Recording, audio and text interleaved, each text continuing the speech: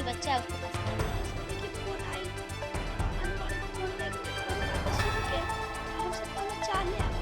तो चाह लेके आना तेरे भाई चाहे पकड़ कर ले कर ले। जब दुनिया के बदमाश करौले वाली सफाई करे के मारे खातिर हमरा तो जानकारी रहल कि हम चले ना गइल रही। आई के और दुख ले गनी सामान तेरे तो जगह पर के चालू करके चुप गई। घर से घर आई तो आज लोग ससुर को भेजले बानी। ससुर को आई गनी काम नहीं की गनी काम हमारा कब गइल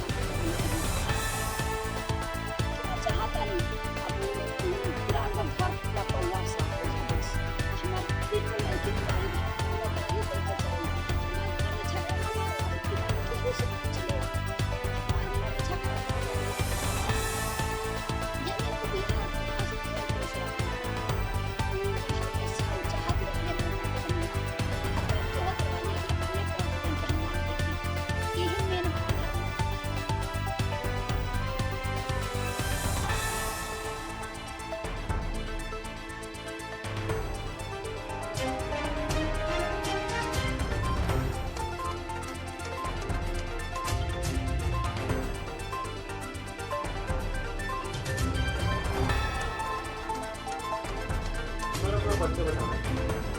मैं शैलेंद्र कुमार मिश्र तीसरी आंख मानवाधिकार संगठन का राष्ट्रीय अध्यक्ष हूँ। सर आप मानवाधिकार के मुद्दे पर कार्य करते हैं, जन जागरूकता भी कार्यक्रम हमेशा चलता रहता है आपके संगठन में। सर आपसे एक सवाल है, देवरिया जनपद में रुद्रपुर के फतेहपुर में एक गरीब ब्राह्मण के परिवार में 5 लोगों व एक अन्य की जो हत्या हुई है, इस पर आप क्या कहना चाहेंगे? देखिए, पुलिस और अपराधियों का चोरी दामन का साथ है। ये घटना इस बात को प्रदर्शित भी करती है कि पुलिस का अपराधियों का चोरी दामन का साथ है, वरना विगत दशकों से भू माफिया द्वारा उसके भूमि पर अवैध कब्जा करते हुए विभाजित कर इस तरह की घटना को अंजाम नहीं दिया जा सकता था। इसमें अगर गौर किया जाए तो अपराध में मूल रूप से जिम्मेदार है भू राजस्व विभाग और पुलिस डिपार्टमेंट। पुलिस डिपार्टमेंट का पहला कार्यशैली होता है, किसी भी अपराध की जब सूचना दी जाती है प्रथम सूचना, तो नहीं उसे वो दर्ज करता है, नहीं देने वाले को पावती देता है। और जब ऐसी गंभीर घटनाएं घटती हैं तो अपना पल्ला झाड़ लेता, कहता मुझे इस बात की कोई सूचना नहीं मिली थी।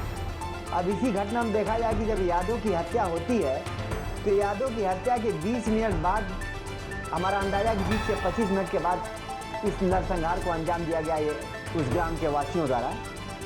जो जघन्य अपराध हुआ है, जो एक सभ्य समाज के लिए कलंक है, जो एक सभ्य समाज में व्यवस्था के पोषक बैठे हैं उनके लिए कलंक है। ये शर्म से डूब मरने का विषय है कि एक परिवार के महिला, अबोध बच्चों, नाबालिग बच्चों की हत्या हो रही निर्मम, और निर्मम हत्या होने के बाद भी जो उसमें सांस ले रहे हैं उनको बचाने की दिशा में कोई पुलिस द्वारा कार्रवाई नहीं की गई, और चिकित्सा के अभाव में भी ऐसा कहा जा सकता है कि वो दम तोड़ दिए।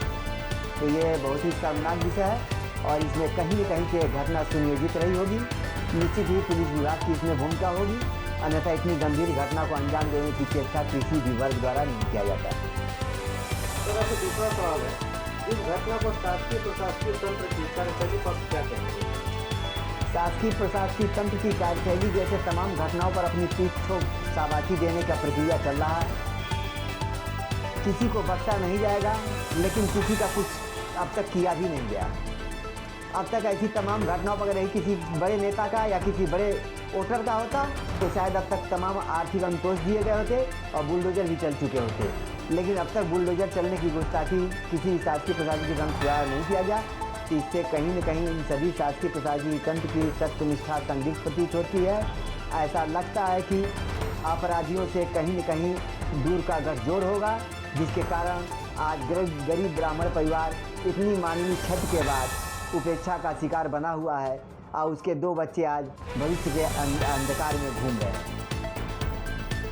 सर एक आपका लास्ट सवाल है, विगत दशकों से यादव परिवार द्वारा स्कूल व सरकारी जमीन पर अवैध कब्जा कर निर्माण कर लिया गया था, इस पर आप क्या कहेंगे? ये तो जीता जागता भ्रष्टाचार का परिचायक है, जो शासकीय तंत्र के संरक्षण में पूरे प्रदेश में भ्रष्टाचार पड़ रहा है वो दिख रहा है। आज दिखा है घटना से।